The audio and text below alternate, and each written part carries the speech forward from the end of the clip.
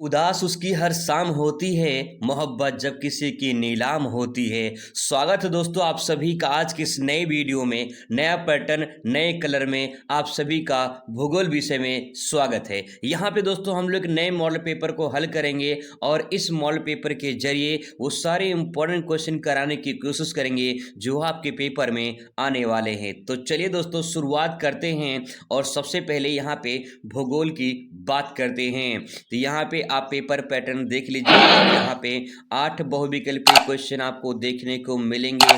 फिर 9 से लेकर 16 तक ये भी 8 क्वेश्चन आपको अति लघु उत्तरीय प्रश्न दिखाई देगा जिसका उत्तर आपको लगभग 20 से 25 शब्दों में देना होगा। और फिर इसके बाद आपका 17 से लेकर 22 लघु उत्तरीय प्रश्न होगा और फिर इसके बाद जो है आपका यहाँ पे 50 शब्दों में इसको लिखना पड़ेगा। और यहाँ पे नेक्स्ट क्वेश्चन है 23 से लेकर 24 यानी 23-24 आपका विस्तृत उत्तरीय प्रश्न होगा जिसका उत्तर लगभग 150 शब्दों में आपको देना होगा। फिर 25 और 26 नंबर आपका मानचित्र रहेगा जिसमें 25 नंबर में आपको भारत का मानचित्र भरना होगा और 26 में आपको संसार का मानचित्र भरना होगा। सही तरीके से कैसे मानचित्र भरेंगे ये सब कुछ आपको इसी वीडियो में बता देंगे। तो चलिए दोस्तों शुरुआत करते हैं और यहाँ पे सबसे पहले बहुविकल्पीय क्वेश्चन की बात करते हैं। क्वेश्चन आपके सामने आ चुका है।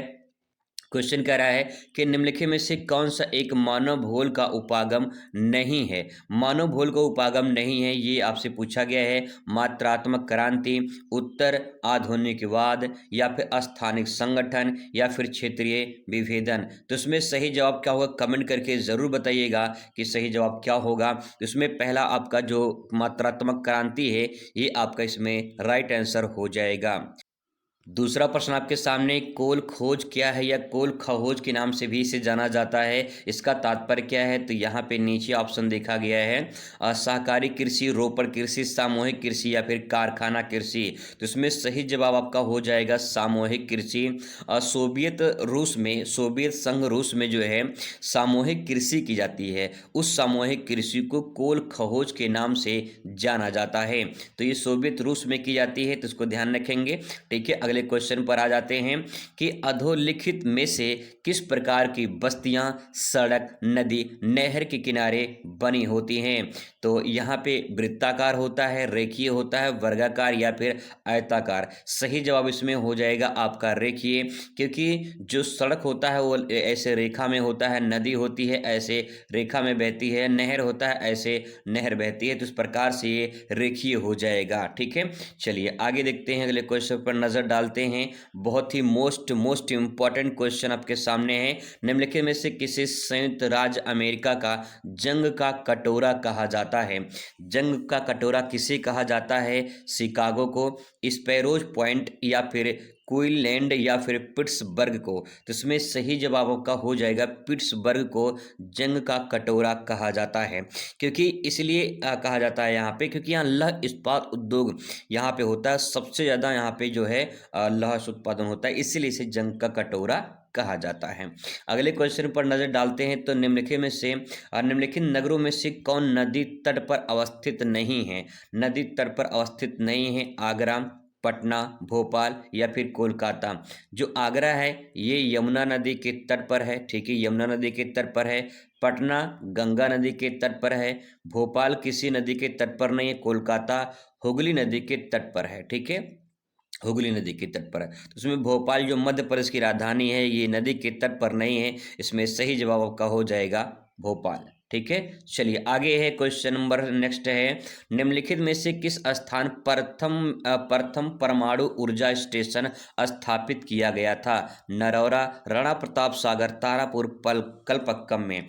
तो नरौरा पड़ता है आपका यूपी में। ठीक है, नरौरा पड़ता है आपका यूपी में और जो आपका राणा प्रताप है ये पड़ता है आपका एमपी में। ठीक है, एमपी में। इसमें एमपी और राजस्थान की सीमा पर है, ये एमपी और राजस्थान की सीमा पर है राणा प्रताप सागर। ठीक है, तो इसके बाद जो है अगला यहाँ पे है तारापुर, ये पड़ता है महाराष्ट्र में और कलपक्कम पड़ता है तमिलनाडु में।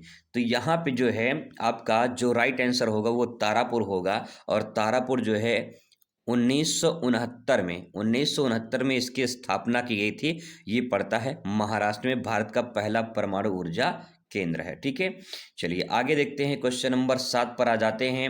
निम्नलिखित में से कौन बंदरगाह भारत के पश्चिमी तट पर नहीं है? पश्चिमी तट का मतलब ये होता है कि यहाँ पे ये पश्चिम तट है और ये पूरब तट है। ठीक है, तो पश्चिमी तट पर नहीं है ये पूछा गया है। तो आपका मंगलुरु यहाँ पे है, कर्नाटक में है। हल्दिया पश्चिम बंगाल में पूरब में है।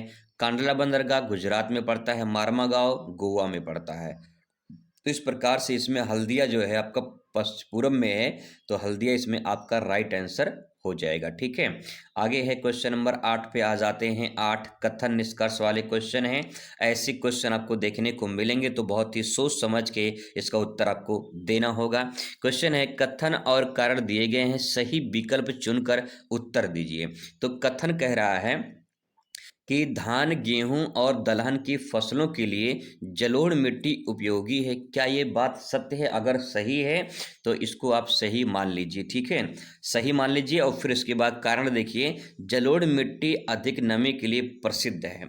अब इसको आपको थोड़ा सा यहाँ पे ट्रिक पॉइंट लगा लेना है। ठीक है, जैसे कि जलोढ़ मिट्टी में क्या अधिक नमी पाई जाती है, क्या ये बात सत्य है? अगर दोनों में से दोनों सही है तो यहाँ पे आपका ऑप्शन जो दिया गया उसके अनुसार सही हो जाएगा। लेकिन अगर कोई इसमें ऑप्शन गलत है तो उसमें आपको संशोधन करना पड़ेगा। इसमें राइट आंसर आपका होगा, इसमें कथन और कारण दोनों सही हैं, लेकिन ये जो है कारण जो है ये कथन की उचित व्याख्या नहीं करता है। तो उसमें आपका दा वाला राइट आंसर हो जाएगा, क्योंकि जो है ये अपना अलग विशेषता बता रही है, ये अपना अलग विशेषता बता रही है बाई पॉइंट।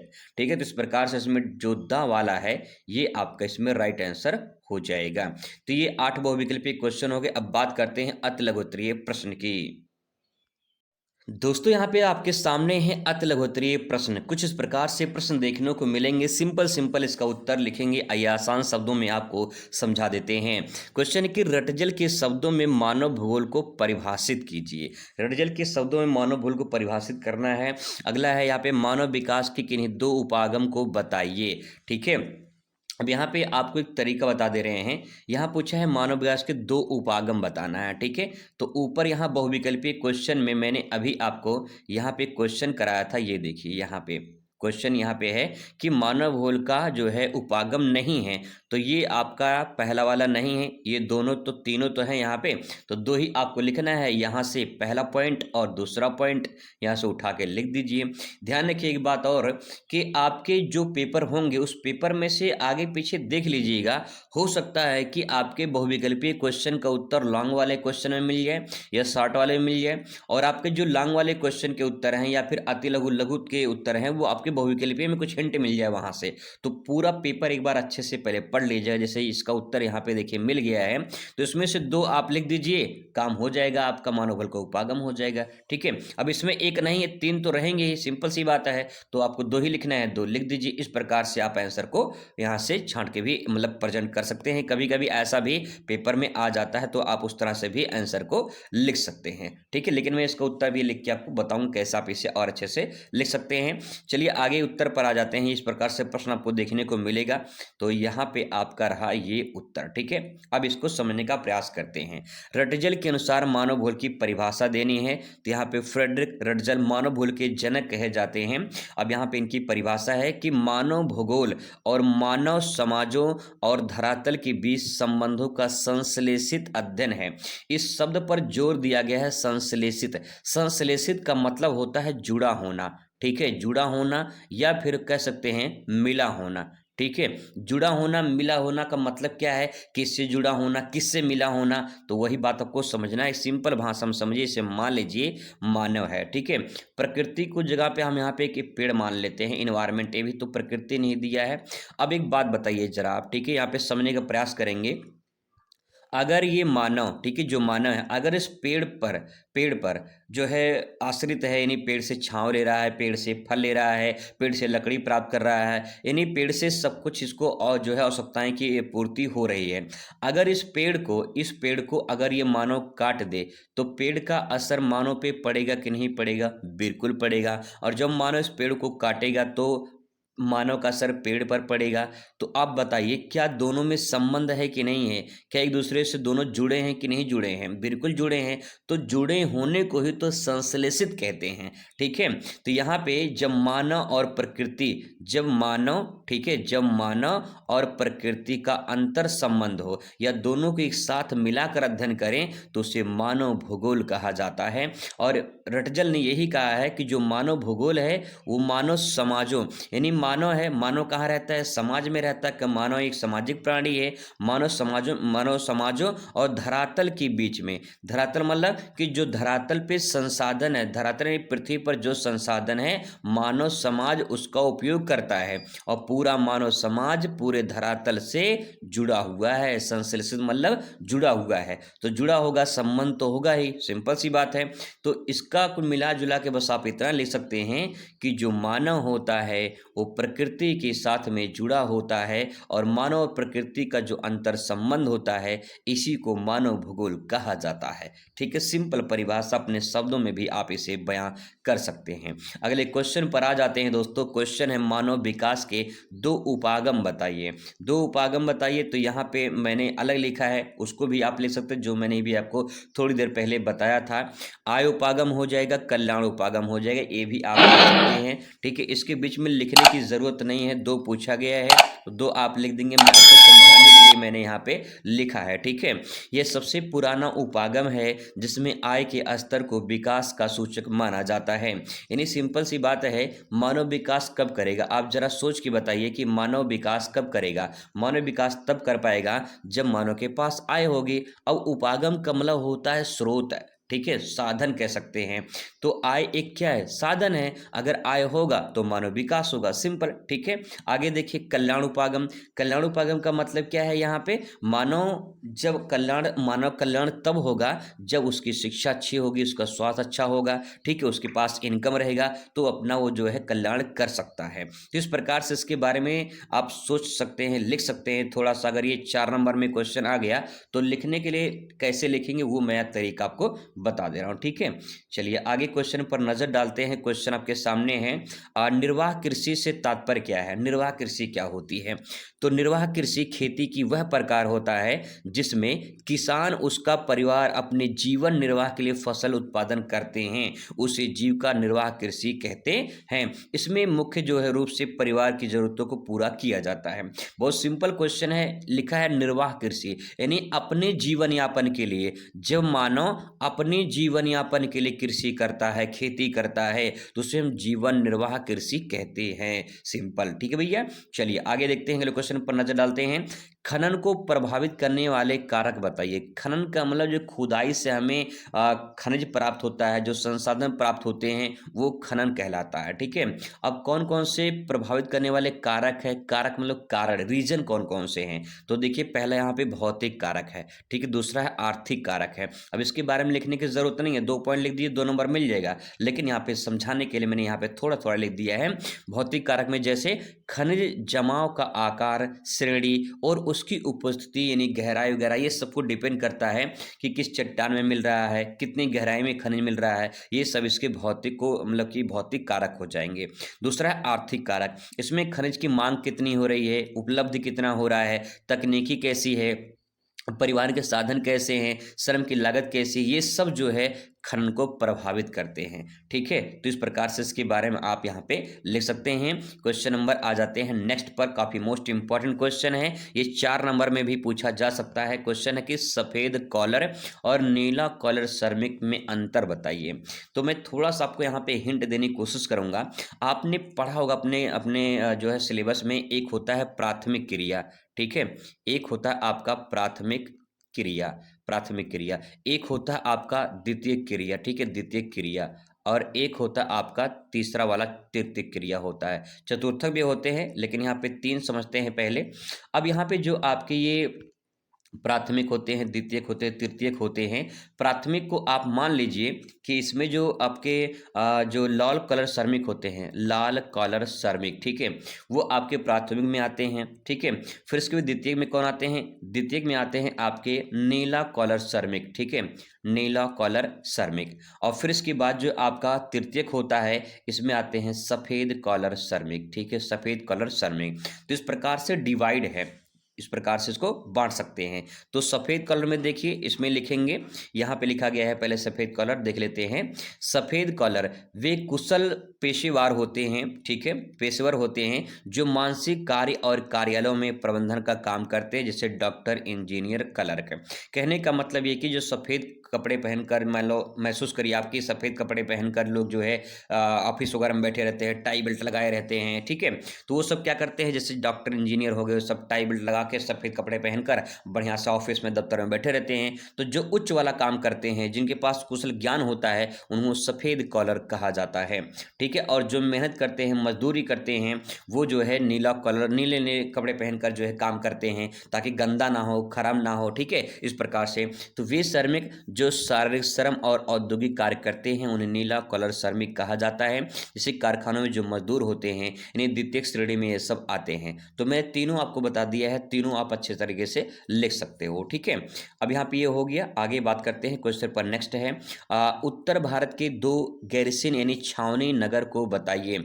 आपसे परिभाषा में पूछ सकता है कि छावनी या गैरिसन नगर क्या होता है।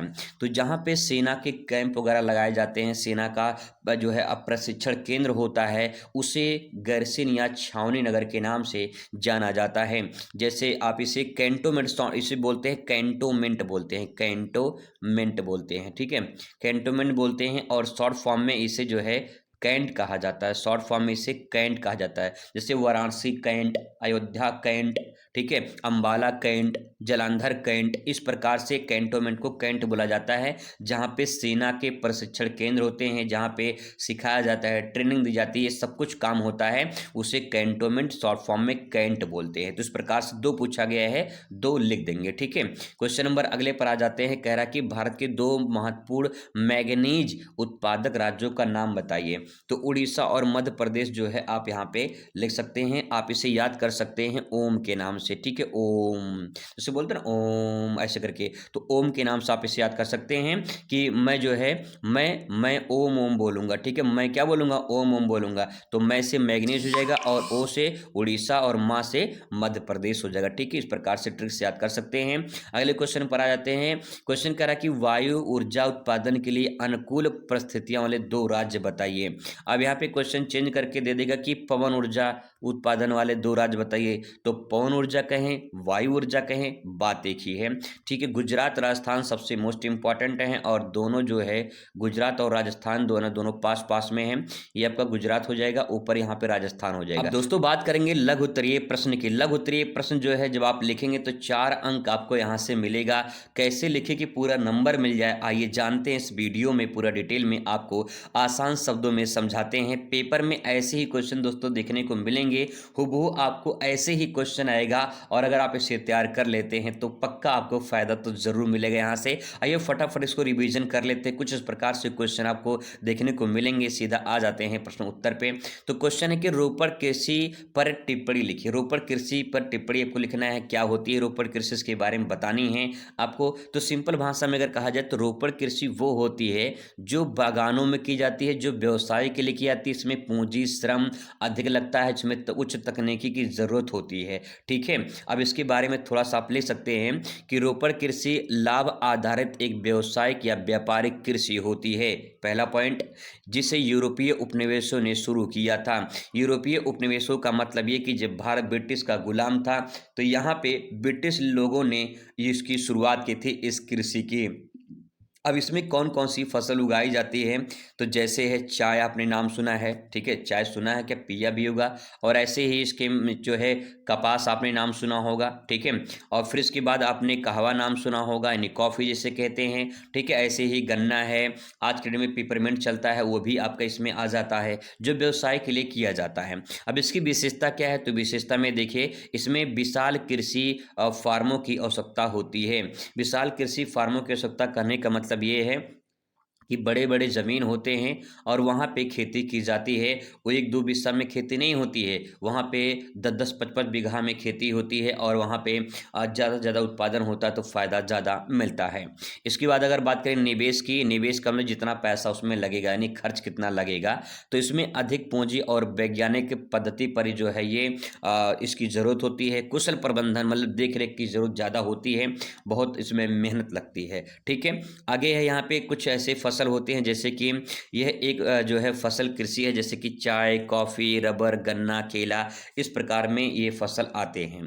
श्रम की बात करें तो इसमें भारी संख्या में सस्ते और कुशल श्रमिकों की आवश्यकता होती है जिससे आसानी से फसल उत्पादन किया जा सके। तो इसके बारे में ऐसे आप यहाँ पे लिख सकते हो। अगले क्वेश्चन पर आ जाते हैं, कच्चे माल पर आधारित उद्योगों का विवरण दीजिए। कच्चे माल पर आधारित ऐसे कौन कौन से उद्योग हैं उनके बारे में आपको यहाँ पे बताना है। तो कच्चे माल स्रोत के आधार पर उद्योग को निम्नलिखित श्रेणियों में बांटा गया है। पहला, कृषि आधारित कच्चे माल पर कौन कौन से जो है उद्योग बनते हैं। तो जो खेती से प्राप्त उत्पाद होते हैं उन्हीं का प्रयोग करके हम उद्योग बनाते हैं, जैसे कि सूती वस्त्र उद्योग। सूती वस्त्र उद्योग बनाने के लिए हम कृषि में कपास उगाते हैं और कपास उगाकर सूती वस्त्र का उत्पादन करते हैं, तो यहाँ पे उद्योग में चला जाता है, ठीक है। ऐसे ही चीनी उद्योग है। चीनी उद्योग में पहले गन्ना खेती में होता है, फिर गन्ने से चीनी बनाया जाता है। ऐसे ही खाद्य तेल होते हैं, बहुत सारे तेल होते हैं। सोयाबीन का तेल होता है, सूरजमुखी का तेल होता है, बहुत सारे तेल होते हैं जो कृषि में ही होते हैं, फिर इसके बाद उद्योग के माध्यम से उसे दूसरे वस्तु में बदला जाता है, ठीक है। ये तो बात होगी कृषि पर आधारित कौन कौन से उद्योग होते हैं। अब बात कर लेते हैं खनिज पर आधारित उद्योग।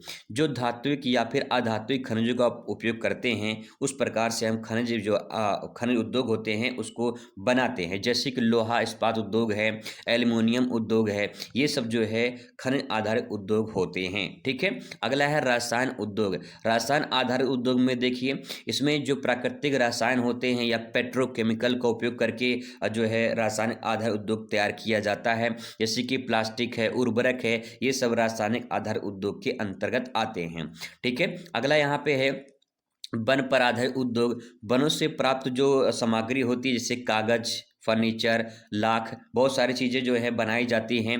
तो जो फर्नीचर वाले काम होते हैं, जो कागज बनाए जाते हैं वो वनों से आधारित होते हैं, ठीक है।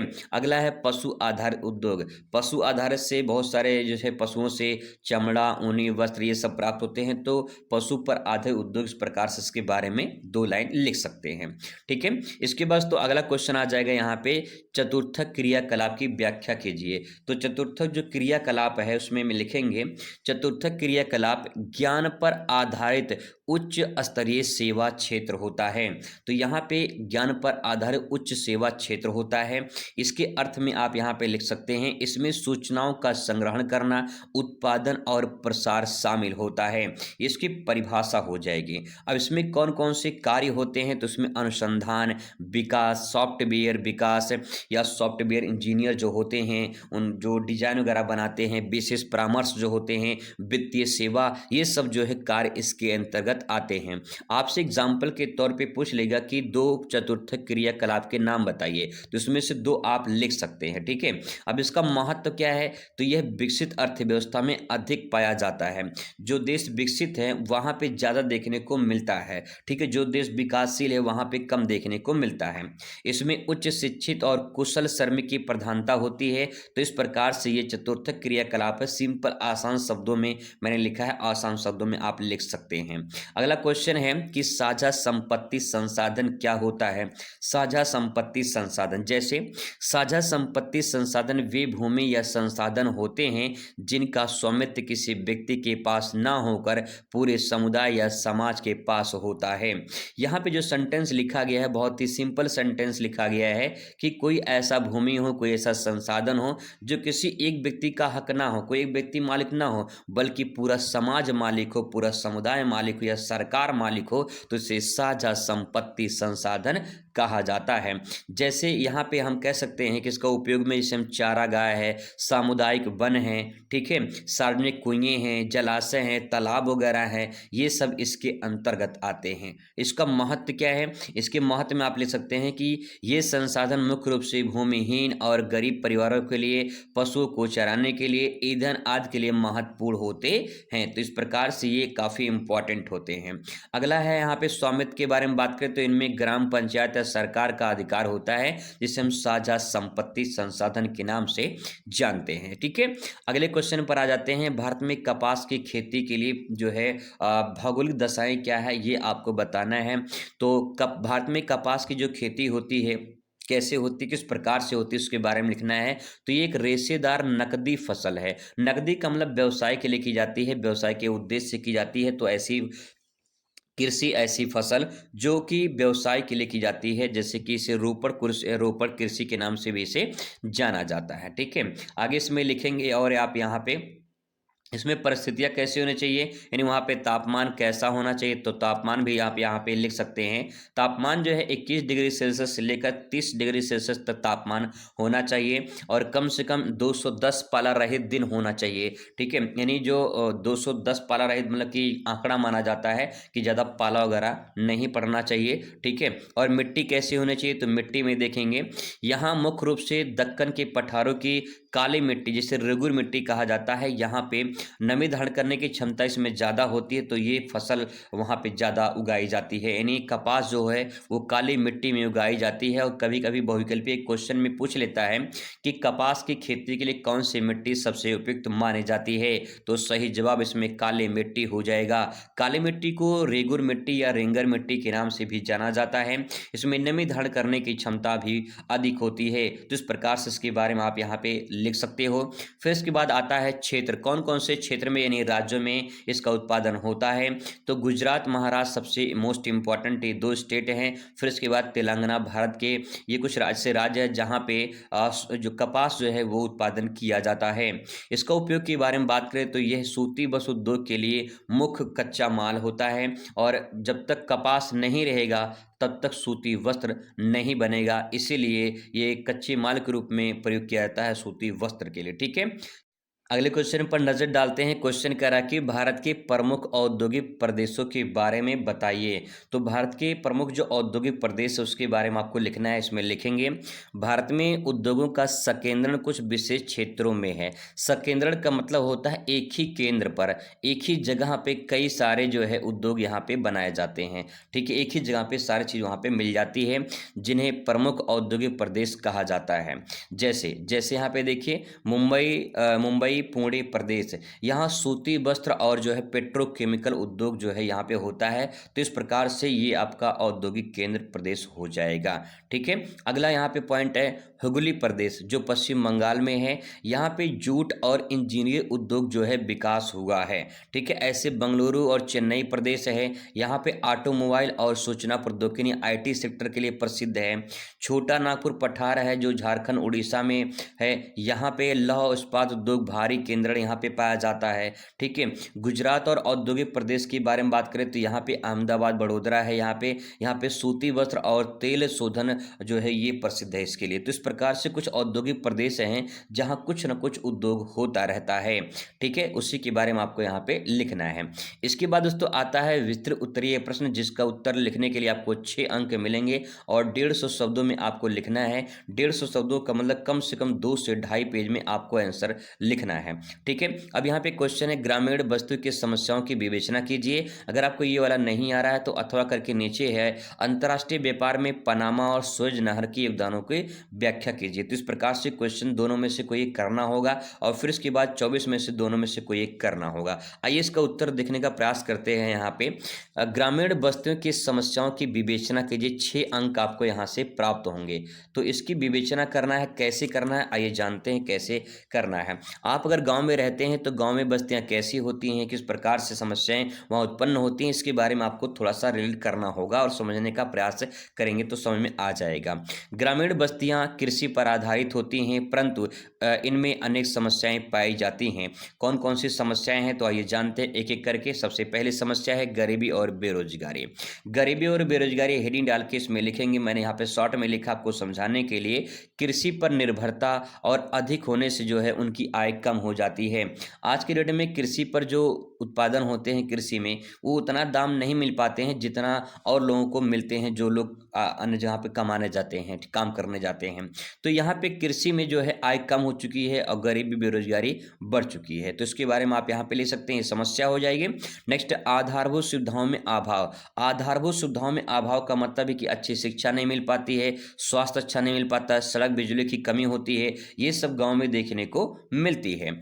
तीसरे पॉइंट पर आ जाते हैं, कृषि की पिछड़ी तकनीकी।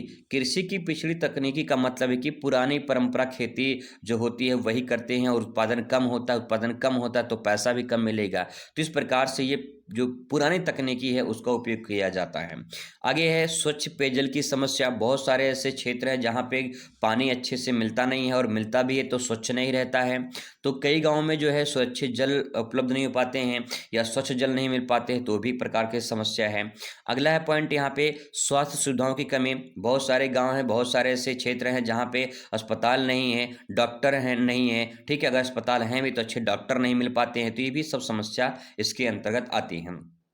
आवागमन की समस्या है, यानी परिवहन की समस्या कह सकते हैं। सड़कें खराब हैं, आने जाने में सुविधा नहीं मतलब सुविधा नहीं मिल पाती है, बहुत दिक्कतें होती हैं। तो इस प्रकार से दोस्तों इसके बारे में आप थोड़ा थोड़ा लिख देंगे तो बढ़िया नंबर आपको यहाँ पे मिल जाएगा। मैंने आपको हिंट दिया है कैसे आप इसका आंसर पूरा अच्छे से हेडिंग बना के लिख सकते हैं। अथवा करके देख लीजिए, अथवा करके क्वेश्चन है कि अंतर्राष्ट्रीय व्यापार में पनामा और सुएज नहर के योगदानों को बताना है। 6 अंक आपको यहाँ पे मिलेंगे, ठीक है। तो पहले देखते हैं, यहाँ पे क्वेश्चन है नहरों के बारे में। तो सुएज नहर पहले देखिए, भूमध्य सागर को लाल सागर को जोड़ने वाली नहर को सुएज नहर कहा जाता है। थोड़ा सा इसको मैं अगर मैपिंग के माध्यम से समझाऊं तो बस आप इतना समझ लीजिए, ये अफ्रीका महाद्वीप है, ठीक है। फिर इसके बाद जो है यहाँ पे समथिंग कुछ प्रकार से ऐसे बना हुआ है। तो यहाँ पे आप देख पाएंगे जो ये वाला क्षेत्र आप देख पा रहे हैं, ये वाला, ठीक है। ये थोड़ा सा इसको और अच्छे से देखते हैं। जो ये वाला क्षेत्र है इसको यहाँ पे भूमध्य सागर, ये भूमध्य सागर है, ठीक है। ये भूमध्य सागर है और यहाँ नीचे जो है ये लाल सागर है। यहाँ पे एक नहर बनाया गया है, इसको अफ्रीका को जोड़ा गया है यूरोप और एशिया से। तो यहाँ पे जो है जो नहर बनाया गया है इसको बोलते हैं सुएज नहर बोलते हैं, ठीक है। सुएज नहर जो कि यहाँ पे लाल सागर है और यहाँ भूमध्य सागर है, इसको जोड़ने का काम करती है।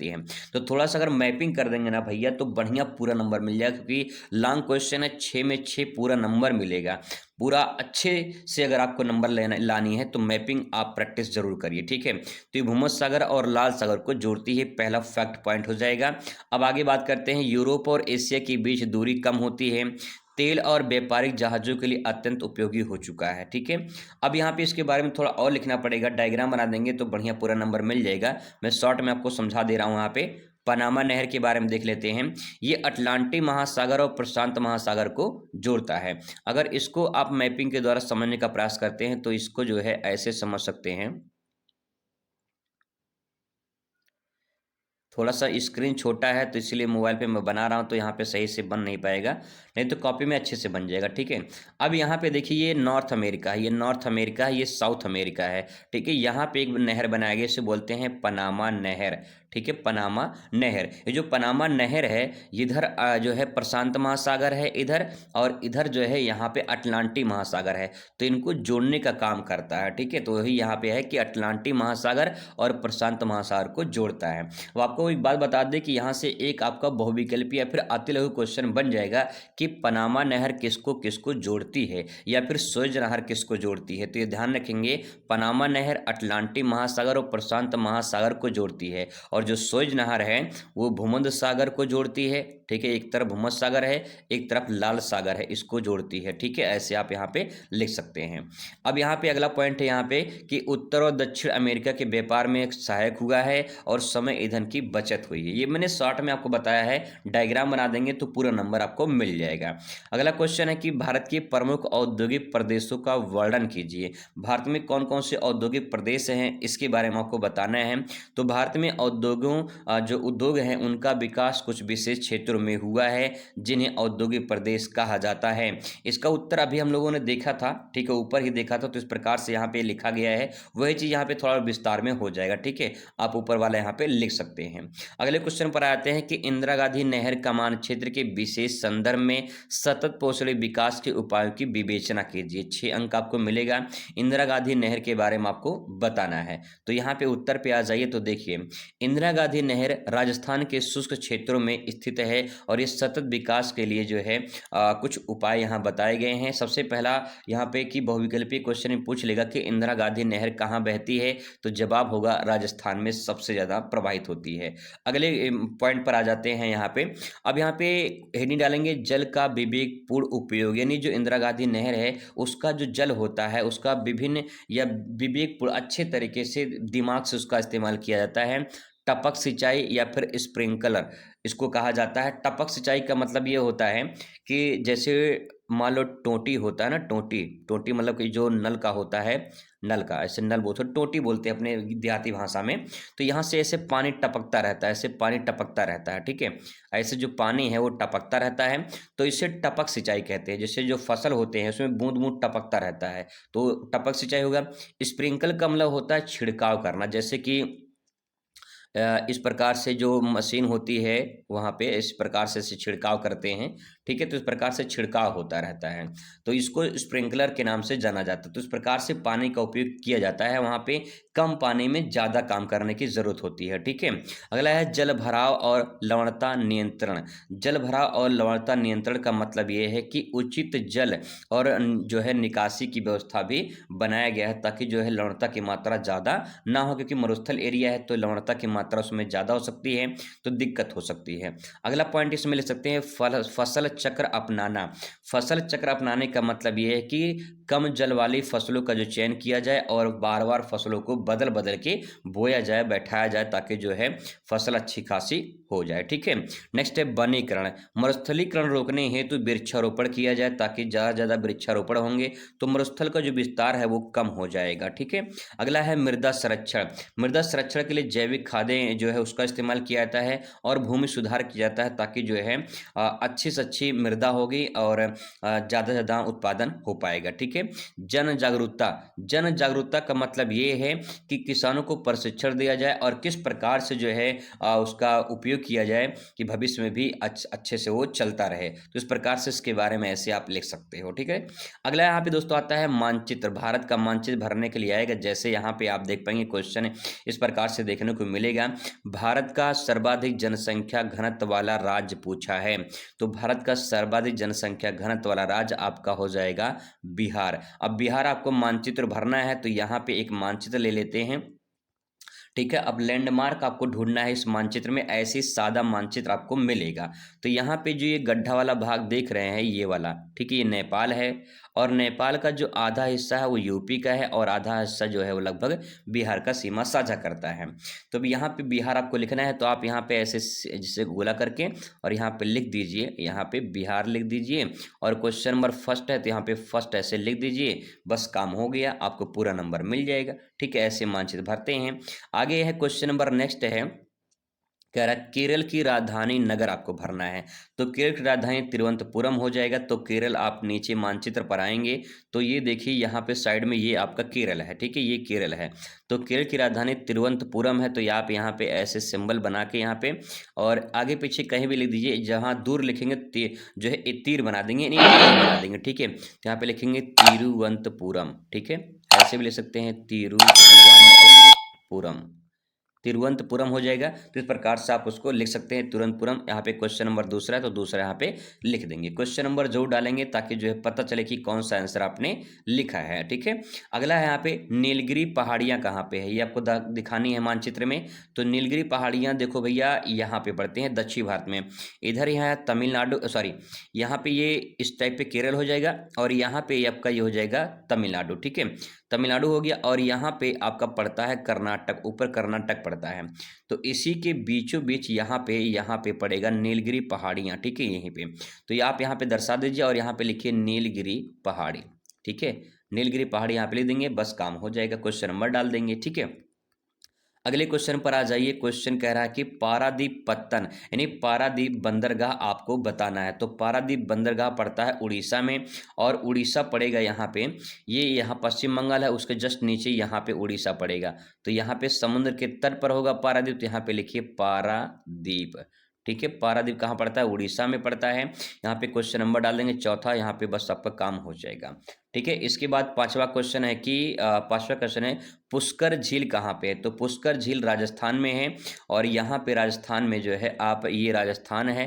ठीक है, आपको नहीं पता कि राजस्थान में कहाँ, तो यहाँ पे लगभग बीचों बीच यहाँ भर दीजिए और यहाँ लिखिए पुष्कर झील। ठीक है, पुष्कर झील लिख देंगे। और क्वेश्चन नंबर 5 है, तो 5 आप यहाँ पे लिख दीजिए, बस आपका काम हो जाएगा। ठीक है, इसके बाद तो आता है विश्व का मानचित्र भरने के लिए। विश्व के मानचित्र में क्वेश्चन पूछा है कि अर्जेंटीना की राजधानी नगर पूछा है। तो अर्जेंटीना की राजधानी नगर हो जाएगा ब्यूनस आयर्स। ठीक है, इसको याद करा दे रहे हैं आप लोग को, ट्रिक्स याद करा दे रहे हैं, ब्यूनस आयर्स बोलते हैं इसको। ठीक है, देखिए अब इसको याद करने की कोशिश करेंगे थोड़ा सा ट्रिक लगा के।